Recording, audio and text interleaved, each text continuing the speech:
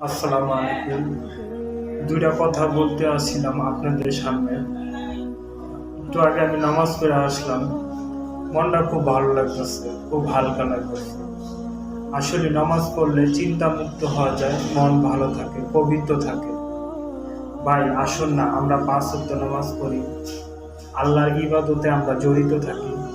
আল্লাহ তাআলা বলছে যে আমার কাছে 1 পাও এগিয়ে আসবে, আমি তার কাছে 2 পাও এগিয়ে যাব। এটাই নিয়ম ভাই। 2 দিনের দুনিয়া, আজকে মরলে কালকে 2 দিন, পরবর্তীতে আমাদের কেউই দেখবে না। দেখলে কে থাকবো? আমাদের একমাত্র আল্লাহ। 5 ওয়াক্ত নামাজ পড়ি, আল্লাহর ইবাদতে জড়িত থাকি, ইমানের সহে দুনিয়াতে আমরা বেঁচে থাকবো। আল্লাহু আকবার। আসসালামু আলাইকুম।